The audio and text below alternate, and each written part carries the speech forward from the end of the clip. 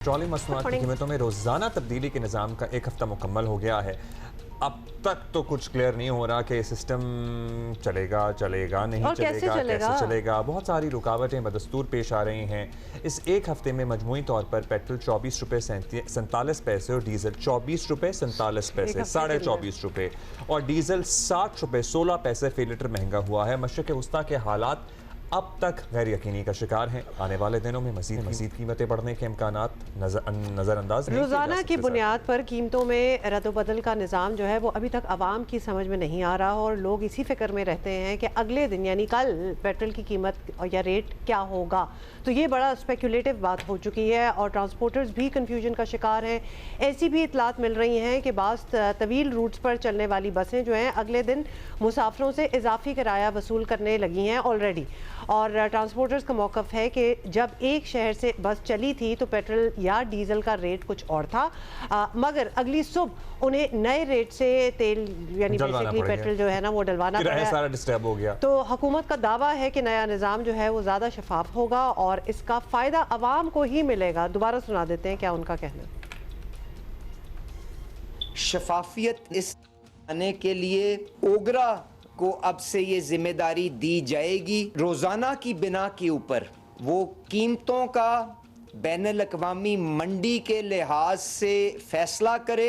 तो ये जो डेली प्राइसेस का अनाउंसमेंट है, 7 दिन के वर्किंग डे जो प्लेट्स की एवरेज होगी उसकी बिना के ऊपर ये भी यकीनी बनाया जाएगा कि जिस तरह से कीमत ऊपर जाती है ऊपर जाए, जिस तरह से गिरती है उसके मुताबिक खुद ब खुद ही ना अता साहब से पूछा जाए, ना मुझसे पूछा जाए, ना वजीर आजम से पूछा जाए। और ये डीरेगुलेशन की तरफ एक और कदम होगा जो हुकूमत ले रही है। हुकूमत का मौक़िफ़ अपनी जगह, लेकिन अभी तक इस निज़ाम की बहुत सारी खामियां कमज़ोरियां सामने आ रही हैं जिन्हें बहरहाल दूर होना चाहिए। इसी पर ज़रा हम समझते हैं। खुर्रम शहजाद साहब मुशीर हैं वज़ारत ख़ज़ाना के, हमें ज्वाइन कर रहे हैं। खुर्रम साहब, अब एक हफ़्ता ऑलमोस्ट 10 दिन हो चुके हैं पेट्रोलियम मसनूआत की कीमतें की बुनियाद पर इसका तयन हो रहा है। आप समझते हैं कि इट हैज़ बीन, मतलब हो तो गया, लेकिन इसके क्या समरात हैं? ये सिस्टम कामयाब आप समझेंगे कि हाँ जी ये सिस्टम कामयाब रहा, इसके जो मकासद थे वो हासिल हो गए? ओवरऑल हम अगर आवाम की बात करें तो आवाम तो जाहिर है वो तो ना पहले वाले से खुश थे ना इस वाले से खुश हैं, क्योंकि उन पे तो बोझ बढ़ ही रहा है ना। बिस्मिल्लाहिर्रहमानिर्रहीम जी, बहुत शुक्रिया। बिल्कुल जी, देखें अभी तो सिस्टम नया है, शुरुआत है और आई थिंक इसका इम्पैक्ट जो है आहिस्ता आहिस्ता कि ये बेहतर सिस्टम है, किस तरह से इवॉल्व हो सकता है और बेहतरी कैसे आ सकती है, कैसे प्राइसेस और जो है स्मूथ हो सकती हैं, कोई भी चेंज इन प्राइस होता है। क्योंकि देखें सबसे बड़ा तो इसका ये असर है ना कि अगर कीमतें बहुत ज़्यादा बढ़ रही हों या फिर कम हो रही हों तो एक साथ इम्पैक्ट आना एक बहुत बड़ा धचका भी होता है, असर डालता है सारिफ पे भी और ऑफ कोर्स सप्लायर के लिए भी प्रॉब्लम होती है कि अगर मिसाल के रुपए अगर 25 रुपए बढ़ने हैं या 20 रुपए बढ़ने हैं या 50 रुपए बढ़ने हैं या 10 रुपए कम होने हैं या 70 रुपए कम होने हैं, तो एक हफ्ते के बाद जो है उसका चेंज लाना या 15 दिन के बाद चेंज लाना वो एक बहुत बड़ा झटका एक साथ होता है। और वो अगर आपको ऊपर नीचे कीमतें हों या स्टेबल रहें रोजाना की बेसिस पिछले 7 दिन की एवरेज कीमतों पे, यानी कि 7 दिन की जो एवरेज कीमत होती है वो अगले दिन आती है, तो वो ज़्यादा बेहतर होता है छोटे मोटे चेंजेस या बड़े चेंज को छोटे चेंजेस में जो है वो तोड़ देना। तो आई थिंक ये सिस्टम जो है दुनिया में है भी काफ़ी कंट्रीज में और हमारे लिए भी इस तरह से है कि बहुत ज़्यादा जो है वो उस तबके के लिए भी जहाँ पे ज़ख़ीरा अंदोज़ी वगैरह होती रही उनको भी डिस्करेज करने में मदद मिलती है इसकी वजह से। और ऑफ कोर्स जो आपका डॉक्यूमेंटेड फॉर्मल सप्लायर होता है, इंपोर्टर होता है या फिर रिफाइनरीज हैं या जो भी आपके रिटेलर्स हैं, इन सबको फिर जो है वो उस हिसाब से फ़ायदा भी होता है और फिर ज़ख़ीरा अंदोज़ों को जो है वो ये कह के डिस्करेजमेंट भी होती है। तो आई थिंक ये थोड़ा सा इस पे इसे निज़ाम को चलना है और फिर देखना है कि कैसे आगे जाते हुए चीज़ें बेहतर होती हैं इंशाल्लाह और इसमें और बेहतरी भी की जा सकती है। चले होपफुली बेहतरी होनी चाहिए, क्योंकि अगर देखा जाए तो पेट्रोल डीजल की कीमत हुकूमत ने तय करनी है, लेकिन आवाम ने तो ये पेट्रोल पंप से ही लेना है, वहीं से ख़रीदना होगा। तो पेट्रोलियम डीलर्स आपके नए फार्मूले से बिल्कुल खुश नहीं है और हड़ताल तक बात आपको याद ही है पहुँचते पहुँचते बची है। तो क्या ये इतना बड़ा प्रेशर है जिसकी वजह से ये निज़ाम जो है वो बदलना पड़ सकता है?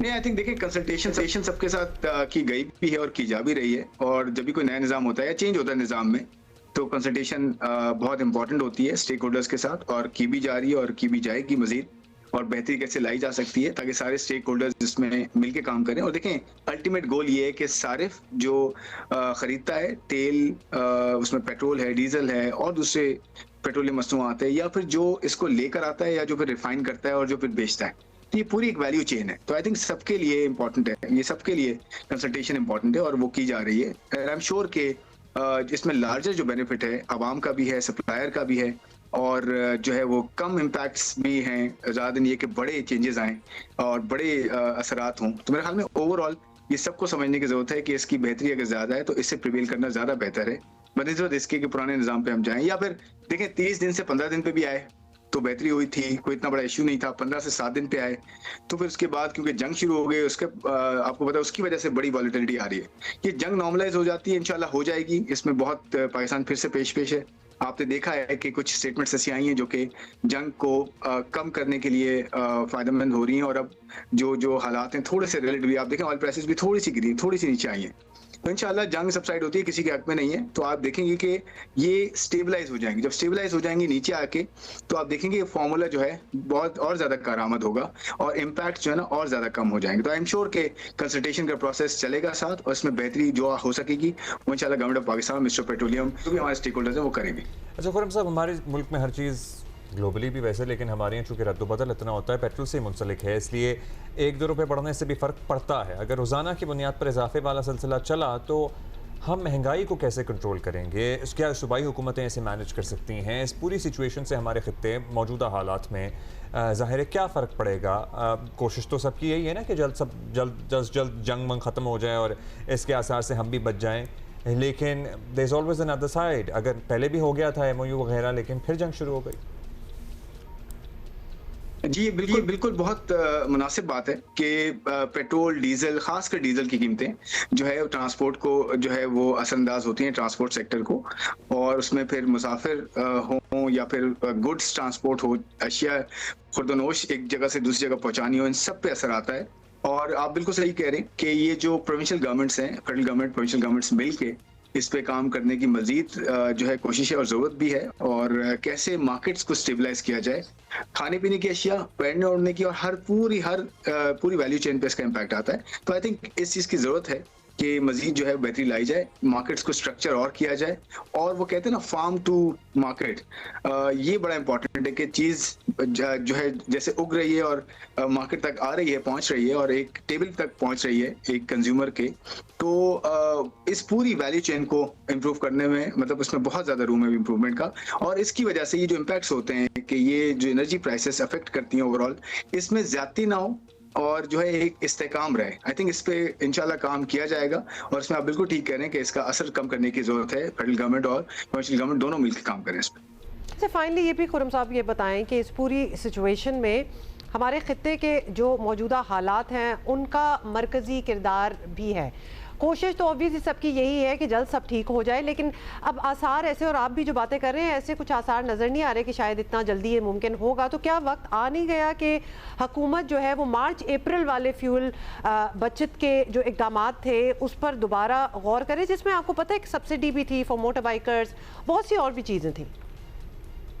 देखिए, अभी मेरा नहीं ख्याल कि इनिशियली तो बहुत ज़्यादा इसका अब कोशिश ये है कि जंग को जो है रोका जाए और दोबारा जो है टेबल पे आया जाए, डायलॉग किया जाए, ताकि जो है चीज़ें बेहतर हों और कीमतें नीचे आएँ और रास्ते खुले रहें। तो ये पहली कोशिश है। और ऑफ कोर्स देखें, एक अच्छी बात ये है कि एक टेम्पलेट रहा है, मैंने पहले भी आपके साथ ये डिस्कस किया था आपके प्रोग्राम में भी, कि टेम्पलेट पाकिस्तान ने एक इस्तेमाल किया है और पूरी दुनिया ने भी किया है, कि वो टेम्पलेट ये कि जी वक्त पे दुकानें और मार्केट्स भी बंद की गई और आवाम ने भरपूर साथ दिया है, और साथ में गवर्नमेंट ने अपने जो है खर्चों को भी कम किया, अपनी गाड़ियां, पेट्रोल, और फिर प्रोविंशियल गवर्नमेंट के साथ मिलके जहां पे कोशिश की जा सकती थी, बाइकर से लेकर ट्रांसपोर्ट से लेकर गुड्स ट्रांसपोर्ट व्हीकल से लेकर एग्रीकल्चर से लेकर रेलवे, हर जगह सपोर्ट दी गई जो की जा सकती थी। तो ये एक टेम्पलेट है। और अब तो ये है कि प्राइम मिनिस्टर के अंडर जो नेशनल कोऑर्डिनेशन है, नेशनल कोऑर्डिनेशन जो है पूरी एक मैनेजमेंट काउंसिल है, जो कि सारी पूरी वैल्यू चेन को देख रही है, ना सिर्फ ये कि फ्यूल सप्लाईज टाइम पर हो और जो है फूड भी साथ हो, केमिकल्स भी हैं उसमें, फर्टिलाइजर भी है, उसके अंदर लॉजिस्टिक्स भी है, ट्रेड भी है, वो सारी चीजें जो हैं एक प्रॉपर काउंसिल के अंडर, जो कि प्राइम मिनिस्टर खुद देख रहे हैं, पहले फाइनेंस मिनिस्टर पेट्रोलियम कमेटी देख रहे थे, वो फिर प्राइम मिनिस्टर के अंडर आ गया और उसका मैंडेट बहुत बढ़ गया। तो आई थिंक ये सारी चीजें इन प्लेस हैं, अल्लाह ना करे कोई जरूरत पड़ती है तो वो चीज इंप्लीमेंट की जा सकती है, लेकिन I think as we speak इसकी शायद अभी जरूरत नहीं है। बट मेरे ख्याल में कुछ इलाकों में है, पाकिस्तान में भी कुछ सिटीज में है, लाहौर में और दूसरी सिटीज में है कि टाइम पे भी दुकानें बंद हो रही हैं, मार्केट्स बंद हो रही हैं 10 साढ़े 10 के अराउंड। आई थिंक ये चीज जो है अभी जरूरत नहीं है, बट जरूरत पड़ेगी तो हमारे पास वो टेम्पलेट जरूर है और सारे मिल के इसका मुकाबला करेंगे जैसे पहले किया और हम इससे निकले। इंशाल्लाह जरूरत नहीं पड़ेगी तो ऑफकोर्स हम मिल के इसका मुकाबला करेंगे। चलिए जी, आप ठीक कह रहे है, हैं अगर ओके। पड़ेगी तो आप लोग मिलकर इसका मुकाबला करेंगे। बहुत शुक्रिया आपका, थैंक यू। बहुत शुक्रिया खुर्रम शहजाद मुशीर वज़ीर ख़ज़ाना।